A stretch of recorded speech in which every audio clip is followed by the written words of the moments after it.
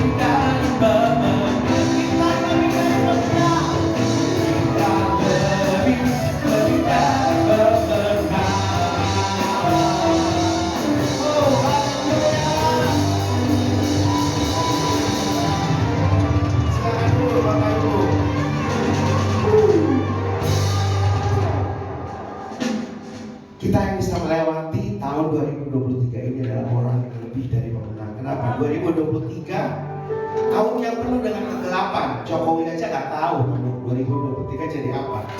Tetapi ya kita bisa lewati sampai hari ini loh. Luar biasa. Karena apa? Karena kita punya Dia yang tetap menjadi Allah untuk kita.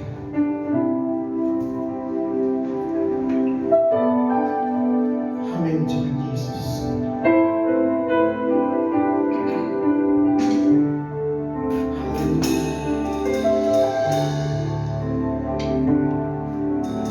Betapa dahsyat keselami pikiranmu, tak terukur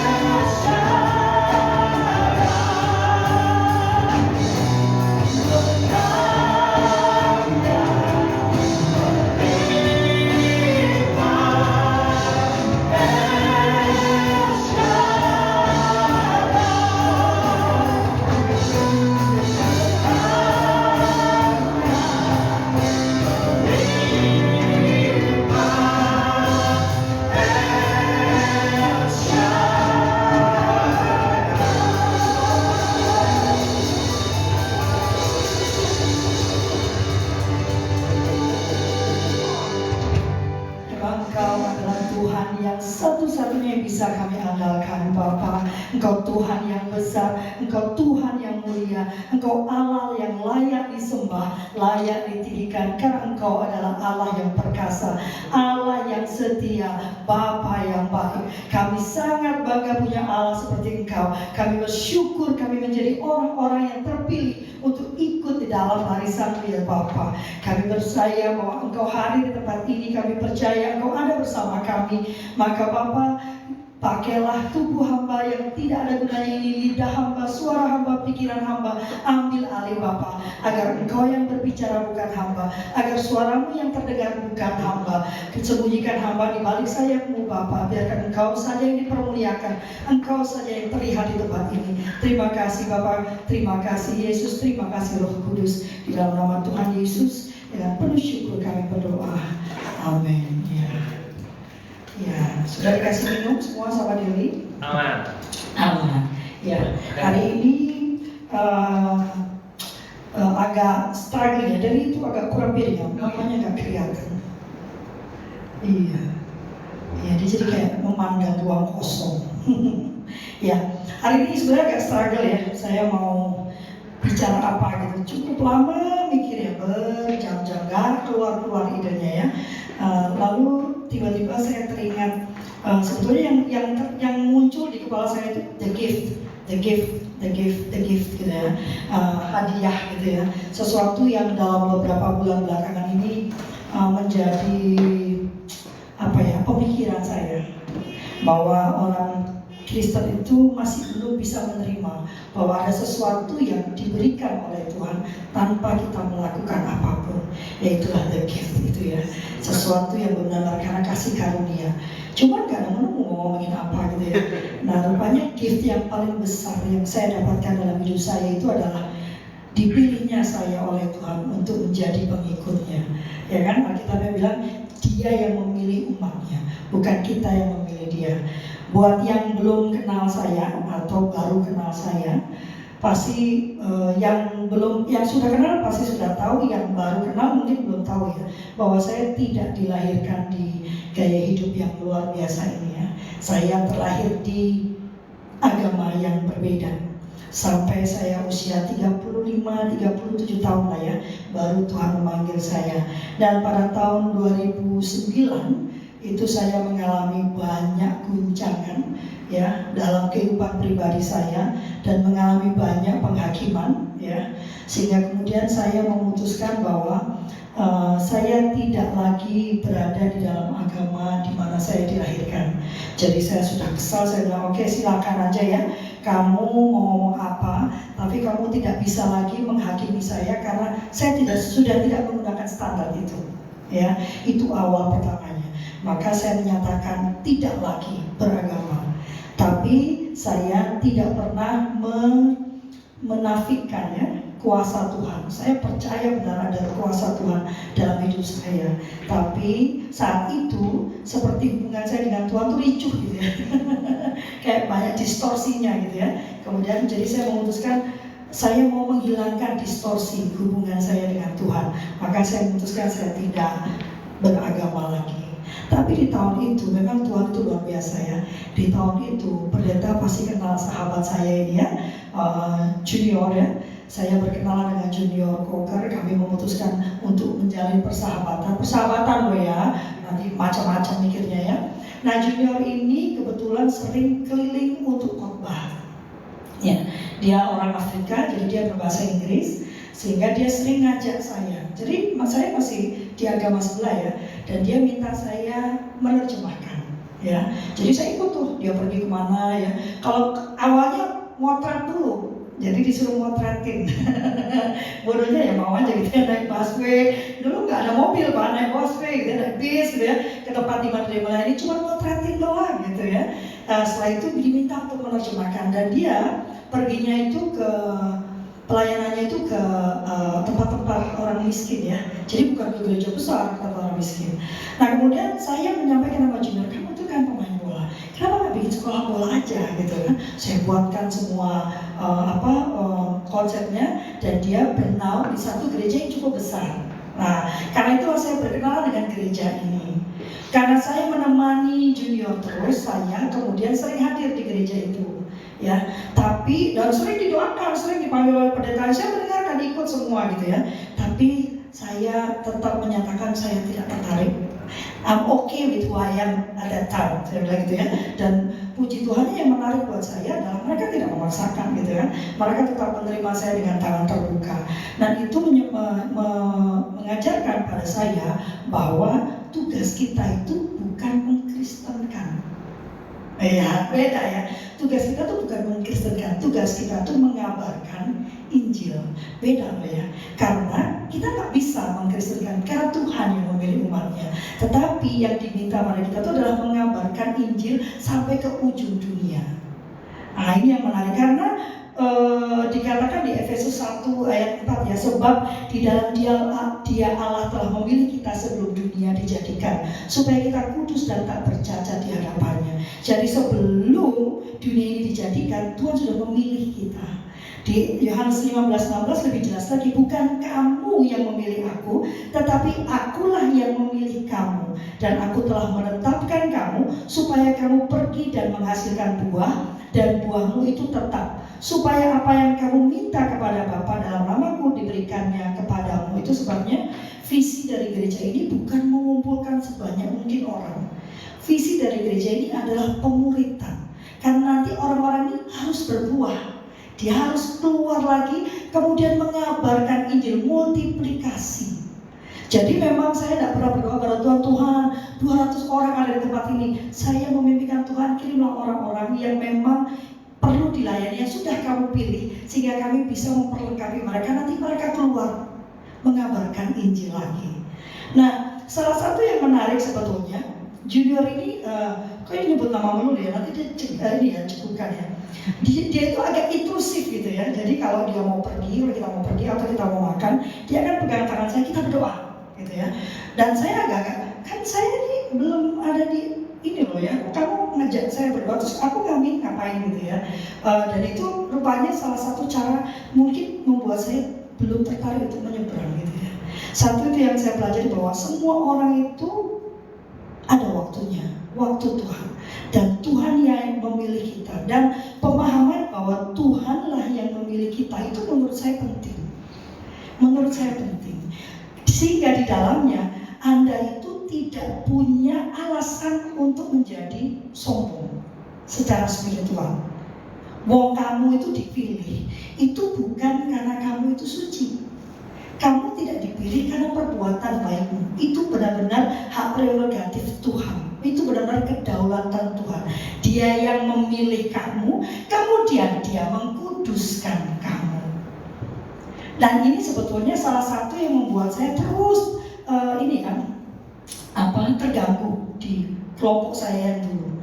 Karena kalau di kelompok yang dulu itu mereka saling membanggakan diri itu, bahwa sayalah yang paling suci. Karena kalau di sana ada namanya dosa kecil, ada namanya dosa besar. Sehingga dia yang melakukan dosa-dosa kecil itu merasa lebih dibandingkan yang sudah jatuh pada dosa besar. Walaupun sahabatku ya, setelah saya jadi Kristen, walah gitu ya, ternyata sami mawon gitu manusianya. Ya, ternyata manusia nggak berbeda. Padahal Alkitabnya itu jelas sekali ya, jelas sekali.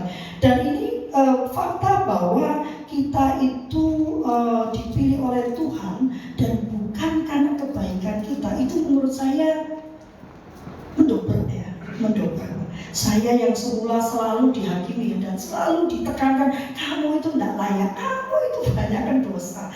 Pokoknya kamu itu ya, nggak boleh ini, nggak boleh itu, nggak boleh ini, karena kamu nggak boleh kumpul, ya nggak boleh kumpul, kamu itu tidak layak kumpul sama kita, gitu ya. Ini membuat saya, wow, saya ini dipilih Tuhan. Tuhan yang ini memilih saya itu bukan karena perbuatan baik saya, benar-benar karena kasih karunia-Nya. Itu buat saya wow banget ya. Nah kemudian akhirnya saya memutuskan untuk membuka diri, ya, untuk membuka diri dan mempelajari. Nah saat itu saya memutuskan untuk hadir ke gereja yang memang sudah saya kenalkan, Ada dua peristiwa besar yang membuat saya benar dan memutuskan untuk ikut Tuhan ya. Nggak besar-besar masih itu mah ya, cuman ini ya hiperbola doang ya. Saya tuh seringkali kalau disuruh kesaksian, kenapa ikut Tuhan Yesus? Bingung, soalnya nggak ada tuh mimpi bertemu dengan sosok, nggak ada ya. Jadi nggak usah mengharapkan ceritanya ke sana ya. Nah, waktu saya memutuskan untuk membuka hati dan belajar, dan saya datang setiap minggu ke gereja tersebut ya. Makanya bagaimanapun gereja tersebut punya andil yang cukup besar ya mengenalkan Tuhan Yesus pada saya. Yang terjadi, saya bingung. Ya, kenapa? Karena seperti tadi ya, kita kan nyanyi ya, berteriak, tepuk tangan, joget. Di sana kan nggak boleh ya. Yang di sebelah kan saya mesti diam gitu ya. Terus saya melihat perempuan dan laki-laki duduknya bareng, bukan itulah ya, ngerti lah ya, karena kita live nanti ya. Duduk bareng, sebelahan, nggak ada sekat, bingung gitu kan. Perempuan juga nyanyi dengan suara yang kenceng gitu kan. Laki-laki semuanya bergoyang. Makanya Anda kalau lihat saya di gereja manapun, saya akan bergoyang, menikmati benar. Saya ini sudah dimerdekakan, masa terus saya mesti diam saja. Sudah dimerdekakan, saya mau menikmati hadirat Tuhan. Saya bingung ini orang ngapain gitu ya. Nyanyi-nyanyi, teriak-teriak. Kalau saya kan harus hening ya. Ini kan kita bertepuk tangan gitu. Saya masih bingung, tidak bisa mengerti. Tapi setiap kali saya datang ke dalam ibadah tersebut, tahun 2009 itu tahun gelap buat saya. Begitu banyak masalah. Saya baru berpisah dengan mantan suami saya, sekarang sudah mantan ya. Jadi masih masuk dalam kegelapan, depresi berat, bebannya luar biasa, penghakiman ya yang ini tahu lah ya, yang sesama ini ya, yang cesam tahu lah ya gitu ya. Nah di tahun itu setiap kali saya duduk dan menyanyi, saya nggak bisa nyanyi ya, belum bisa menyanyi, saya cuma ikut gerakan. Setiap minggu itu serasa ada beban yang diangkat, saya nggak tahu apa, tapi rasanya itu punuk saya itu ringan gitu ya. Tiap kali diangkat itu ringan. Tapi tetap saya belum memahami apakah ini memang sesuatu yang perlu saya ikuti. Sampai suatu hari pengkhotbahnya itu bicara tentang Zakheus. Teman-teman pasti tahu lah ya, siapa sih Bapak Z itu ya. Bapak Z yang pemungut cukai itu kan ya, yang bagaimanapun dia adalah pendosa yang sangat rindu melihat Tuhan Yesus, sampai manjat ya kan ke atas pohon. Dan Tuhan Yesus memanggil, turun kamu turun, saya mau makan di rumah kamu, saya mau tinggal di rumah kamu. Semua orang protes, ini kan pendosa. Dan di Lukas 5 ayat 31 ini ayat yang membuat saya tercengang ya, benar-benar ternganga. Terus setelah jadi Kristen ternganga juga, loh kok jauh dari ayat ini ya. Aku datang bukan untuk memanggil orang benar, tetapi orang berdosa supaya mereka bertobat. Wah, Tuhan Yesus datang bukan mau memanggil orang benar, tapi memanggil orang yang berdosa supaya mereka bertobat. Lah, kan saya yang selalu disebut berdosa, saya yang selalu disebut punya banyak salah. Ini anak saya ada di depan, nanti boleh dikonfirmasi ya, apakah 2009 itu benar mamanya dalam masa gelap ya gitu ya. Ternyata ya ini memang buat saya inilah tempat di mana saya layak ada di sini. Karena Tuhan ini memang datang untuk orang-orang seperti saya, bukan untuk orang-orang yang sudah kudus. Kalau yang di sono itu kan seolah-olah ini adalah kumpulan orang kudus saja ya, orang suci yang nggak pernah melakukan kesalahan. Sementara kalau kita mau menelisik hidup orang lain, paling gampang kan menelisik hidup orang ya. Menelisik hidup sendiri susah ya. Kalau kita mau amati hidup orang, kita bisa menitik dosanya. Yang saya bingung, nah kan nggak ada dosa besar, dosa kecil ya. Kenapa yang itu diokekan, yang ini tidak diokekan? Kenapa? Harusnya kan tidak diokekan semua, atau diokekan semua. Only two ways, yes or no. Nggak ada yang yes but no but, ya kan? Itulah luar biasanya Kristen ya, bahwa nggak ada itu, bahwa semuanya itu sama. Dosa itu adalah dosa. Nggak ada dosa kecil, dosa besar. Luar biasanya lagi memang di dalam kekristenan kita tuh, makanya kalau teman-teman ingat di awal-awal ibadah kita bicara tentang roh, tubuh, dan jiwa. Buat saya sangat penting memahami roh ini loh, Roh Kudus dalam diri kita ini menurut saya sangat penting gitu. Kalau ada orang Kristen bertanya, saya jadi bertanya, paham gak sih kamu bahwa hidupmu ini sekarang perjuanganmu adalah membuat kamu makin dikendalikan oleh Roh Kudus di dalam dirimu, bukan oleh jiwamu, bukan oleh kedaginganmu. Ya itulah perjuanganmu, supaya terus melihat ke dalam diri dan mendengarkan Roh Kudus. Ini jadi mencong kemana-mana ya. Tapi intinya saya menjadi terpesona dan saya merasa inilah tempatnya, karena rupanya saya ini dipilih bukan karena saya suci. Saya merasa saya tidak akan pernah bisa menjadi suci, karena saya baru benci sebentar aja saya sudah berdosa, kan gitu kan. Baru kesel saya sudah berdosa ya. Kemarin ya kita tahu semua ya, mendekati Natal, setelah Natal itu ujian banget, kesel aja bawaannya kan, gitu ya. Dan itu sudah membawa dosa sebetulnya kan. Dan ternyata Tuhan memilih saya itu hanya karena kasih karunia-Nya. Karena Dia memilih saya dan Dia akan membalikkan hidup saya, menjadikan, mengkuduskan saya dan menjadikan saya umat pilihan-Nya. Wow, itu alasan pertama yang membuat saya wow.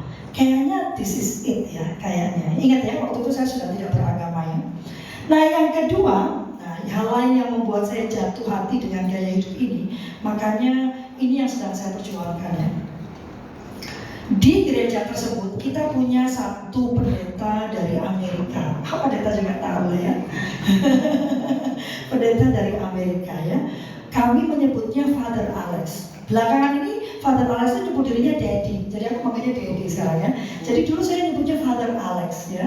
Father Alex ini kenal dengan saya karena dia mensponsori sekolah bola tersebut. Jadi sering berinteraksi. Tapi tentu saja Father Alex itu dia tidak tahu what was happening in my life at that time.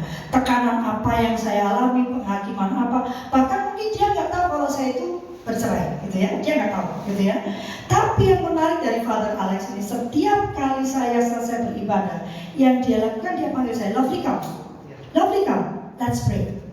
Itu saja, let's pray. Dia nggak nanya, jadi gimana kamu? Ada masalah apa? Oh kamu kenapa kok sendirian? Biasanya kan gitu ya, kepo-kepo ya. Kok datangnya sendirian? Suaminya mana? Gitu ya. Sering saya ditanya, karena kan ada anak. Kok ibu suaminya gak ikut? Jangan nuduh, saya gak punya suami gitu ya. Ya kan? Tapi beliau tidak pernah bertanya, Father, if you watch this later on, thank you ya. Dan dia mendoakan saya. Doa dia itu selalu dia mengatakan supaya Tuhan mendamaikan hati saya. In English ya, dia pegang kedua tangan saya lalu dia berdoa. Father, ya tahu lah ya gimana Father Alex kalau berdoa ya. Dia minta supaya Tuhan menunjukkan dirinya pada saya, menjamah dan mengubahkan hati saya setiap minggu. Bayangkan, saya ini kalau sudah berkomitmen, saya ngotot ya. Walaupun saya nggak ngerti, saya sudah janji saya akan datang setiap minggu di gereja. Maka saya ada di gereja setiap minggu. Saya nggak ngerti sebetulnya. Dan setiap minggu, setiap selesai, Father Alex selalu ada di gereja ya. Setiap selesai dia pegang tangan saya, lovely come, let's pray. Every day, lovely comes, let's pray. Selalu dia mendoakan, mendamaikan hati saya. Tuhan mengubahkan, menunjukkan dirinya. Dan setiap kali dia mendoakan, saya menangis. Saya pikir ini apaan sih? Kok dia bukan mendoakan dirinya, dia nggak kenal siapa saya gitu ya, tapi dia berdoa setiap minggu, regardless. Dia nggak bertanya, kamu ngerti gak lovely? Paham gak? Gimana? Sudah dijamah Tuhan kah? Nggak ada pertanyaan itu. Benar-benar dia mendoakan saya, bukan supaya saya menjadi Kristen. Dia hanya mendoakan saya supaya Tuhan mendamaikan hati saya. Kok tahu gitu loh, kalau saya tuh galau tingkat dewa ya. Waktu itu galau tingkat dewa, wah luar biasa galaunya ya. Senggol tuh nangis aja waktu itu ya, kayak tersenggol gitu kan ya, kayak gitu ya, perempuan-perempuan kayak gitulah ya. Dan ternyata lalu saya temukan di Yakobus 5 ayat 16. Nah ini nih, seringkali setelah saya menjadi Kristen, Yakobus 5 ini kok tidak dikerjakan gitu ya. Karena itu hendaklah kamu saling mengaku dosamu dan saling mendoakan supaya kamu sembuh.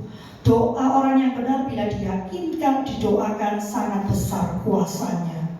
Masalahnya sekarang kita ngeri-ngeri sedap kalau mau ngaku dosa ke sesama gitu ya. Bukannya didoakan, diaminkan gitu ya. Syukurin gitu ya. Padahal Yakobus ini mengatakan mengakulah dosa pada sesamamu dan supaya bisa didoakan. Wow, saya pikir wah ini luar biasa saya cuma diminta satu, tempat ini tempatnya pendosa untuk diubahkan oleh Tuhan. Wow, ini bukan kumpulan orang-orang suci, ini kumpulan orang-orang yang pernah jatuh dalam dosa, tapi kemudian dipulihkan oleh Tuhan. Wow. Makanya kalau Tuhan sadar bilang, mari berkumpullah wahai kaum kudus. So, kalian yang merasa bahwa kalian tidak layak, salah, datanglah, mari datang berkumpul bersama kami. Tidak ada satupun dari kami di sini yang main di depan merasa bahwa kami adalah orang yang lebih suci dari yang lain. Benar nggak? Ada yang merasa lebih suci dari yang lain, teman-teman? Nah, nanti perlu ketemu ke balai kita ngobrol ya. Karena tidak ada satupun dari kami yang merasa bahwa kami lebih suci dari yang lain. Mungkin tahapan kepulihan kami lebih tinggi sedikitlah dari kalian yang sedang mengalami gejolak. Tahapan kepulihan saya mungkin lebih tinggi sedikit dibandingkan Anda-Anda yang saat ini sedang mengalami turbulensi itu. Tapi yang perlu dilakukan dan bagi kita adalah saling mendoakan. Wow, supaya kamu bisa sembuh. Jadi didoakan itu upaya bisa sembuh. Ini benar-benar hal yang membuat saya terpesona. Dan dua hal ini benar-benar membuat saya memutuskan, ya, ini jalan yang akan saya ambil. Jadi setelah 2 tahun kalau saya berdoa cuma nyebutnya Tuhan, akhirnya saya menyebut nama Yesus. Tapi waktu itu saya belum dibaptis. Ya, tapi Tuhan itu memang luar biasa. Begitu saya memutuskan, di hari saya memutuskan, yes, this is it. Saya mau mengenalmu Tuhan. Di hari itu saya bertemu dengan seorang pendeta almarhum sudah. Dan dia benar-benar tidak saya kenal sama sekali. Orang Manado, memang aku ini jodohnya Manado ya. Ya kan, diawali dengan Manado, balik lagi ke kelompok Manado kan. Ya kan. Ini orang pria Manado muda, masih muda, 15 tahun di bawah saya. Kami ketemunya di 7-Eleven, coba ya. Kan udah kayak mama-mama gendit banget di 7-Eleven gitu kan. Ya kan. Dia duduk di sebelah saya, ngetik di laptop. Dan saya tuh bisa kepo ngeliatin dia ngetik apaan sih gitu kan. Padahal ya nggak gitu-gitu amat sih ya. Keponya dikit tapi ya nggak gitu-gitu amat sebetulnya ya.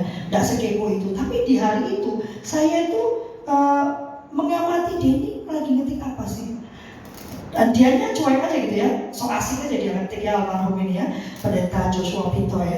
Lalu dia berbalik badan, dia tutup laptopnya di balik badan. Saya nanya loh, bayangkan, mama ini ya, ada orang balik badan, laki-laki lebih muda gitu kan, jauh lebih muda, dia balik badan. Saya tanya, tadi ngetik apa? Saya kan nggak tahu kalau dia pendeta ya. Oh dia bilang, oh ini saya ngetik tentang remaja, kata dia, tentang remaja dalam kekristenan. Oh ya? Iya, saya ini kegiatan saya di luar gereja, saya ini adalah pendidik ya. Saya pendidik, saya bukan guru ya, saya pendidik dan saya ini aktivis untuk perlindungan perempuan dan anak. Jadi segala hal kalau urusannya perempuan, anak, keluarga itu pasti gitu ya, keringat itu cepat gitu ya. Kalau lainnya saya nggak terlalu peduli. Waktu dia bicara ini remaja, langsung kan. Coba kalau dia bilang, oh ya lagi bicara tentang kajian Alkitab, mungkin gak peduli ya, tapi dia bicara tentang remaja. Terus saya tanya, remaja apa? Kekristenan. Oh ya, tentang apa? Gitu kan. Terus saya bilang, saya ini sedang belajar Kristen loh. Oh ya, dan dia mengenalkan diri sebagai seorang pendeta. Di hari itu kami bersepakat, kami bertemu hampir setiap hari. Setiap hari Pak, kami bertemu di Sarina ya. Jadi waktu Sarina berubah saya sedih karena di situ tempat kami bertemu hampir setiap hari. Setiap saya pulang kantor, saya pergi ke Sarina, nongkrong di situ dan kami berbicara tentang Alkitab. Debat. Ya debat lah ya kan. Namanya juga susah memahami kan, apalagi Trinitas Bapak Ibu ya. Wah itu lama banget debatnya itu ya. Saya menceritakan kehidupan saya, dia mencoba mengulik dari Alkitab dan itu luar biasa. Tapi menariknya Bapak Ibu, tapi nanti tentang Alkitab ada sesi berbeda ya. Saya membaca Alkitab tuh gak ngerti-ngerti di masa itu ya, gak ngerti-ngerti. Saya kan biasa membaca Alkitabnya pakai bahasa dan tulisan yang berbeda kan. Ada lagunya, ada ininya, terus nanti cari terjemahannya. Nah ini kan udah pakai bahasa Inggris nih. Dulu gaya lah pakai bahasa Inggris ya, biar ada Inggris dikit gitu kan, keren kan. Pakai bahasa Inggris nih gitu kan. Jadi buat saya Alkitab itu pendeta teman-teman kayak baca novel. Jadi nggak ngerti aku. Jadi ngapain aku baca ini? Setiap kali saya baru nemu ayatnya nanti ya. Tapi setiap kali saya ngobrol dengan pendeta saya itu, saya ngerti. Tapi kan nggak bisa gitu ya. Harusnya kan baca Alkitab itu juga berbicara kepadanya gitu kan. Kau membaca Alkitab dia berbicara kepadamu. Nggak bicara Pak. Nggak ngerti juga aku ini ngomong dia bolak-balik diulang. Oh kali bahasa Inggrisnya aku terlalu bodoh kali. Ganti bahasa Indonesia. Tetap aja nggak berbicara. Karena ternyata ada jalannya itu. Nah saat itu maka jadi waktu saya diajarkan tentang Alkitab, saya ngerti tapi nggak paham. Beda kan ya? Saya ngerti karena kan dia yang menjelaskan. Kan gini sister, ayatnya begini-begini. Saya tuh bersyukur sekali saya bertemu dengan beliau ya. Karena beliau bisa menerima pikiran-pikiran gila saya. Jangan salah ya, nanti mungkin juga akan terus-terusan jadi pikiran gila ya. Untung sekarang saya ketemu Pastor Ari ya, yang juga bisa menerima pikiran-pikiran gila saya ya.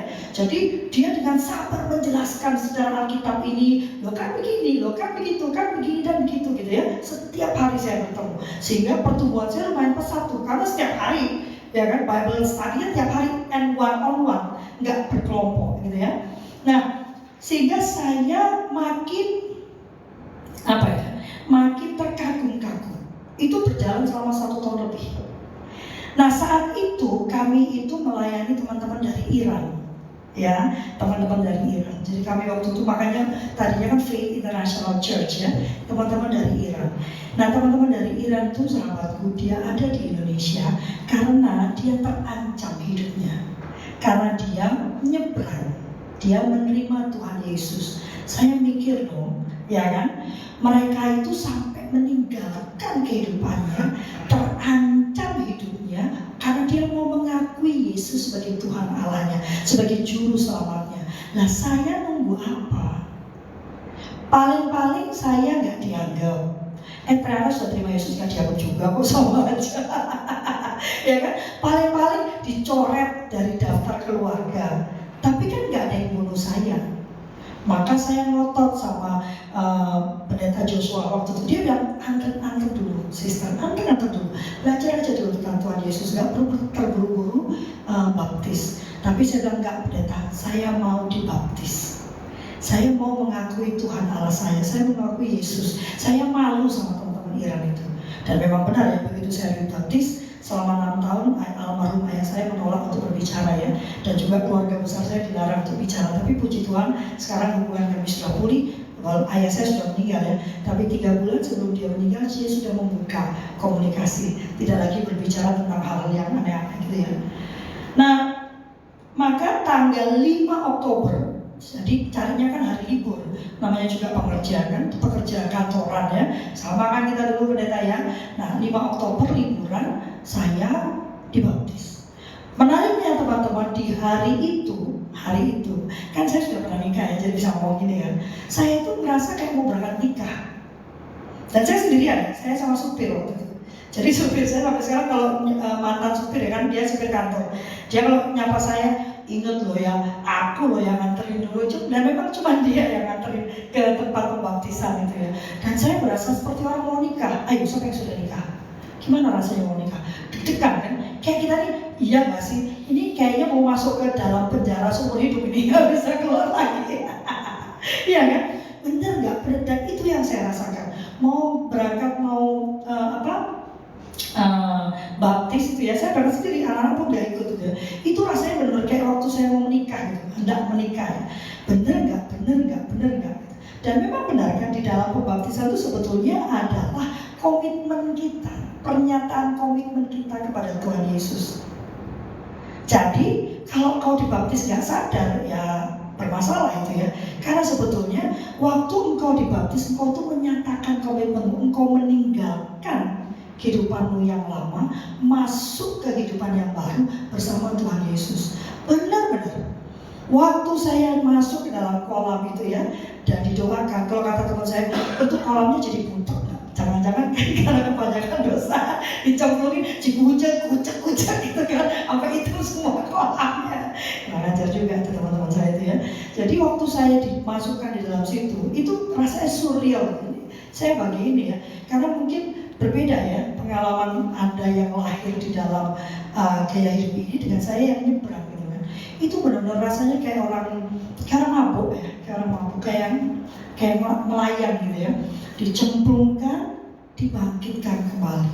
Itu rasanya kayak ada beban besar yang dilepaskan dari dada saya. Walaupun saya tahu apa yang akan saya hadapi setelah ini. And for sure ya, banyak sekali teman-teman saya meninggalkan saya, keluarga saya meninggalkan saya. Hanya anak-anak saya yang tinggal ya. 2 anak saya yang tinggal dan benar-benar berada di samping ibunya.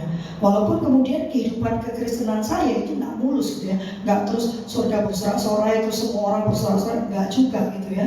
Maka saya berpikir kalau dulu saya jatuh cintanya pada laki-laki Kristen sehingga saya menjadi Kristen, sudah selesai, udah putar balik, selamat tinggal goodbye ya. Tapi hari itu saya memang jatuh cinta pada Tuhan Yesus. Betapa dia begitu luar biasa, dia menerima saya yang dunia itu menolak saya. Luar biasa ya, dia menerima saya saat dunia itu menolak saya. Ya dong, kan pendosa judulnya kan. Dan dia selalu mendoakan saya. Wow. Nih ya, kenapa baptisan itu adalah komitmen seumur hidup. Di Titus 3 ayat 5 dikatakan pada waktu itu dia telah menyelamatkan kita bukan karena perbuatan baik yang telah kita lakukan. Ini nih harus kita ulang berkali-kali gitu, bahwa kita diselamatkan bukan karena perbuatan baik yang sudah kita lakukan. Jadi kalau kalian sombong, halo, kalian sombong untuk apa? Orang bukan karena perbuatan baikmu kok, tapi karena rahmatnya, oleh pemandian kelahiran kembali dan oleh pembaruan yang dikerjakan oleh Roh Kudus. Wow. Roma 6 3 ayat 5 mengatakan, atau tidak tahukah kamu bahwa kita semua yang telah dibaptis dalam Kristus telah dibaptis dalam kematiannya. Dengan demikian kita telah dikuburkan bersama-sama dengan dia oleh baptisan dalam kematian, supaya sama seperti Kristus telah dibangkitkan dari antara orang mati oleh kemuliaan Bapa, demikian juga kita akan hidup dalam hidup yang baru.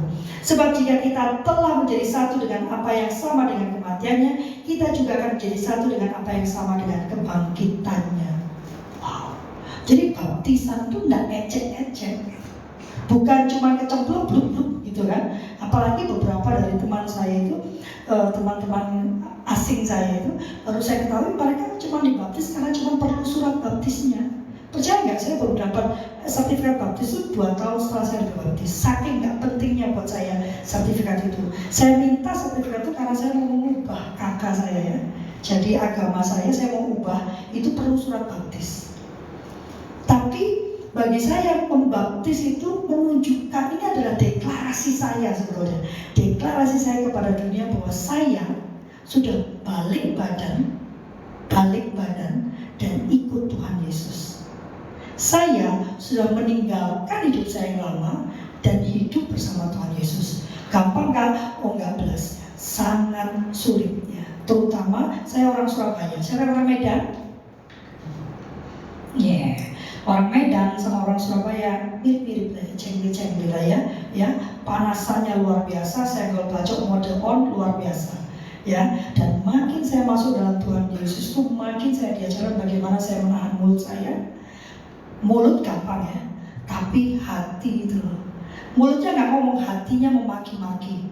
Kita mengatakan itu sudah membunuh, ya kan? Dan itu yang terus sama Tuhan dinaikkan levelnya itu. Sudah bisa nih, naik level lagi. Ayo tak naikkan, bisa nggak kamu tahan hatimu? Naik lagi, bisa nggak kamu tahan hatimu? Dan terus. Saya paling suka di Korintius, tapi saya lupa benar ya. Kita tuh seperti memandang cermin ya, yang sedang berembun, dan kita bersihkan sampai kita melihat wajah Yesus di cermin itu. Itulah tujuan kita. Dan memang benar, mulai hari itu saya sudah menyatakan diri saya yang lama mati dan saya bangkit kembali dalam Tuhan Yesus. Sejak itu, sesuai dengan tujuan pengampunan dan penerimaan kita akan Dia, saya terus berusaha memiliki hubungan yang intim dengan Tuhan. Tujuan kita diselamatkan, tujuan kita menerima Tuhan Yesus bukan supaya masuk surga, catat itu. Tujuan kita diterima oleh Tuhan Yesus, tujuan kita menerima Tuhan kita adalah supaya kita punya hubungan yang intim dengan Tuhan Allah kita. Karena hanya dengan begitulah kita bisa menerima semua, merasakan. Jadi Tuhan itu bergerak bukan karena keimananmu. Tuhan itu memberkati bukan karena apa yang kamu kerjakan. Tuhan memberkati, Tuhan terus bekerja. Permasalahannya kalau kamu gak insting sama Tuhan, maka apa yang Dia berikan itu gak terasa. That's the problem. So bukan berimanlah supaya Tuhan memberkati, enggak. Karena Tuhan sudah mengampuni waktu kita tidak layak. Tapi cobalah memahami supaya kamu benar-benar bisa menerima berkat Tuhan itu, bisa merasakan, jadi gak dihambur-hamburkan gitu. Maka di dalam kita menjalankan tugas menyebarkan perkabaran Injil, kita harus ingat bahwa tugas kita itu bukan mengkristenkan. Tugas kita itu mengabarkan tentang Tuhan Allah kita dalam wujud kehidupan dan perilaku kita sampai waktu Tuhan tiba untuk orang itu. Jadi bukan tahu-tahu duduk di sebelahnya orang terus ngomong Matius ayat ini mengatakan, Pak, ya jangan sedih Pak, di dalam kitab Wahyu, yang serem-serem kitab Wahyu, kitab Wahyu itu mengatakan begini Pak. Atau kita pakai perjanjian lama, biar ngeri-ngeri sedap gitu kan, ya kan? Bukan. Tapi kita mengabarkan Injil yang paling kuat adalah lewat kehidupan kita. Waktu kita benar-benar mempraktekkan firman Tuhan itu, maka orang melihat Tuhan Yesus di dalam kehidupan kita. Bagi saya itu pengkabaran Injil yang paling kuat dibandingkan kita ngoceh gitu ya.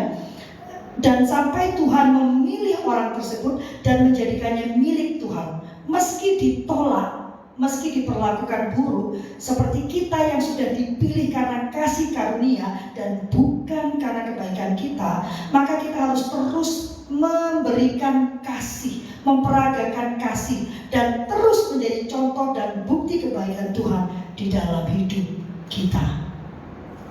Mari berdoa, yuk. Cepat kan? Kan sudah berlatih ya katanya ya. Belum 25 menit. Makin canggih ya. Udah, aku lihat itu kan. Dulu pakai jam ternyata supaya nggak berlebihan. Pertama kali 55 menit mereka nangis kan. 55 menit nangis. Ya kan, ngantuk-ngantuk. Mari kita berdoa ya. Tuhan yang kami kasihi, terima kasih sudah memilih kami menjadi anak-Mu. Terima kasih sudah memberikan Yesus Kristus yang suci sebagai pendamai bagi kami. Terima kasih sudah memberikan kami pengharapan akan hidup yang kekal. Tuhan, di penghujung tahun ini kami mendeklarasikan syukur kami padamu. Kami menyongsong tahun yang baru dengan penuh sukacita dan iman yang teguh. Dunia boleh sirna, namun kami tahu firman-Mu tak akan pernah tergoyahkan. Maka kami tidak berpegang pada apa yang kami lihat, kami dengar, bahkan kami rasakan. Kami menyongsong tahun yang baru dengan berpegang teguh pada firman-Mu. Terima kasih Bapa, terima kasih Yesus, terima kasih Roh Kudus. Di dalam nama Tuhan Yesus dengan penuh syukur kami berdoa. Amin. Kok ya sama tadi ya, bahwa kita berjalan dengan iman ya. Kok ya ini ya, padahal nggak jadi ya. Kita nyanyi satu lagu.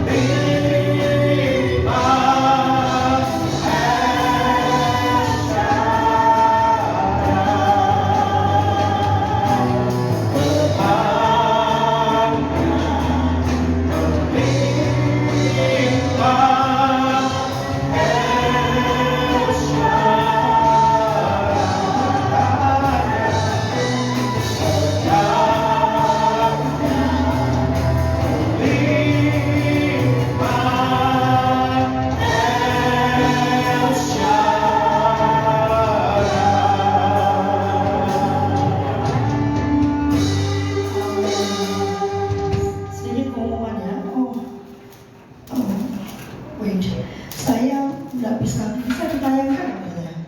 Susah ya? Coba saya bacakan aja kalau gitu ya. Saya punya kewajiban memberikan pada Anda semua laporan keuangan kita ya. Puji Tuhan, bulan ini kita sangat diberkati ya. Sebentar ya teman-teman ya.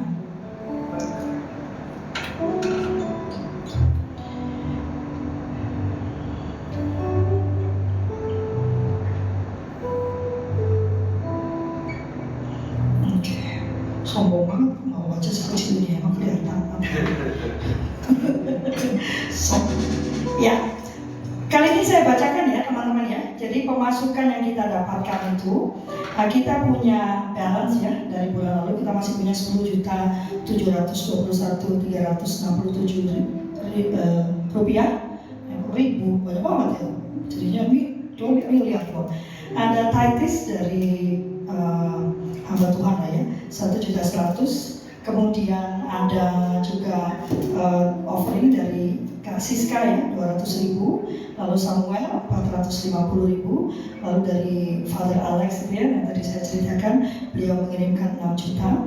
Lalu ada dari Pastor Desi 350.000. Dan puji Tuhan kita mendapatkan bantuan operasional ya, 30 juta. Jadi dana kita hari ini ada 48 juta. Apa ya? Banyak banget ya. Iya, haleluya ya. Lalu pengeluarannya ya, pengeluaran itu tadi baru pemasukan. Jangan kira dulu kalian ya. Ya, pantesan banyak banget ya. Yang baca juga agak-agak ini ya, agak-agak riuh gitu ya.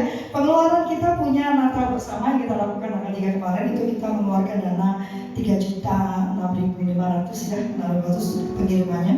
Lalu kita sudah membayar sewa gedung untuk Desember 4 kali itu 2.6.500. Lalu ada persembahan kasih itu 2.050.000. Lalu ya persembahan kasih PKN. Lalu Natal bersama pusat kemarin itu kita menyumbang makanan jadi sekitar 252.500. Lalu sewa gedung untuk Januari, puji Tuhan juga sudah kita bayar ya, 2.6.500. Kemudian untuk pengurusan SKTR ya, karena itu kita perlu ya, mondar-mandir dan dada itu sampai sekitar 1.300.000. Lalu akan dikeluarkan, ini belum dikeluarkan ya, akan dikeluarkan iuran PGRI sebesar 1.206.500. Lalu ada catering, ini salah saya, ini baru saya karena ternyata 3 orang yang dikirim 500.000 itu per orang kan. Jadi ini baru saya masukkan 1 orang 500.000. Lalu penulisan laporan 500.000. Lalu perpuluhan gereja karena tadi masih 30 juta, jadi saya masih melaporkannya 3 juta. Tapi ini yang bawah ini belum dikeluarkan ya teman-teman ya, karena ada masuk lagi dana sehingga saya harus menyatukan dana itu baru saya membayar perpuluhan. Jadi di luar dana yang baru masuk itu ada dana lagi masuk 9 juta ya dari bantuan operasional. Sebelum 9 juta itu dan setelah dikeluarkan yang tadi kita punya dana 33 juta. Puji Tuhan ya, gereja kita diberkati ya. Maka karena itu rencana-rencana kita akan dilakukan. Mulai Januari sahabat ya, kita akan punya beberapa acara online. Jadi teman-teman kalau mau ikut mari ya, saya menyarankan ikut karena kami sudah punya kelompok Safe Community yang berlaku secara online. Kita akan punya doa awal bulan ya, tanggal 1 kita akan berdoa secara online jam 7 sampai jam 8 malam. Nanti linknya akan disampaikan, linknya itu akan sama selalu ya. Lalu kita akan punya daily life ya. Daily life ini sebetulnya sama seperti waktu itu saya diperkenalkan Alkitab oleh mentor saya. Kita akan lebih bicara tentang hidup harian, hidup kita sehari-hari, tapi lalu kita akan melihat bagaimana Alkitab berbicara tentang topik tersebut ya. Topiknya bisa macam-macam ya, karena sampai hari ini saya masih menerima konsultasi ya. Lalu kita akan punya Talk in Jesus. Nah ini programnya Pendeta Abed nanti tanggal 3 kembali ke Jakarta. Talk in Jesus itu untuk remaja. Nah, yang terkait dengan kalian ya, keren ya. Nah, kita akan menjalankan Jesus Party. Yeay. Bulan lalu November Desember saya berdoa sama Tuhan ini Jesus Party-nya pakai duit apa gitu ya.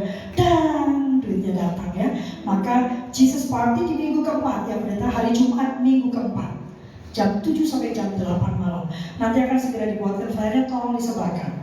Ya, tolong disebarkan. Kita akan berpesta bersama Yesus di tempat ini jam 1 jam saja, jam 7 sampai jam 8. Itu bulan ini, di sini ya, di tempat ini, ya, 7 sampai 8.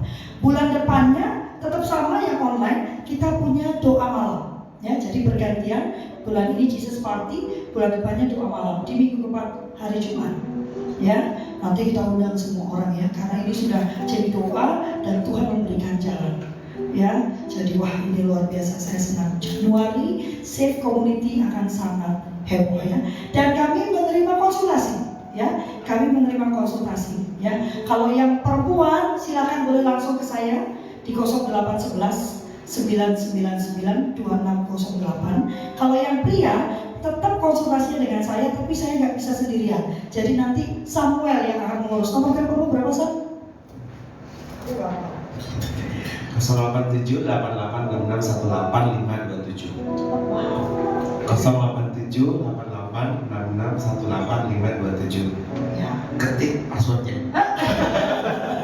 Ya, jadi yang laki-laki boleh tetap ngobrolnya dengan saya, tapi kalau laki-laki saya harus ada pendampingnya, saya nggak boleh sendirian. Itu ceritanya begitu katanya, ya, biar nggak salah ya. Nanti jadi yang lagi rame itu kan, oke ini ya, nggak bisa disebut lah ya. Iya, ya begitu ya. Puji Tuhan, Tuhan terus memberkati pelayanan kita dan teman-teman. Kita sekarang punya rekening gereja, yeay, ya. Jadi bukan rekeningnya Kak Gembala, rekening gereja. Nah, jadi kalau teman-teman tertarik, kok tertarik? Kalau teman-teman ingin mendukung pelayanan kami, ya kan, teman-teman ingin mendukung pelayanan kita, ya kita bersama, silakan mengirimkan ke rekening gereja. Nomornya berapa? Nanti tanya si Samuel lah ya. Nanti Samuel yang mengurus semuanya ya. Jangan nanti ini kan kira-kira kayak minta banget. Silakan. Ya. Hah? Oh gitu. Oh iya iya. Rekeningnya. Ya. Nomor rekening gereja. Percuma juga kan yang nyatet Sam. Iya. Rekeningnya Bank DKI. Nomor rekening gerejanya Bank DKI atas nama GSCAEHM Safe Community. Nomor rekeningnya 10823204046. Jangan khawatir, nanti dibuka bagikan. Ya, di situ kita akan mengakhiri ibadah kita. Tadi saya sudah berdoa, kita akhiri dengan doa berkat sambil menyanyikan satu lagi.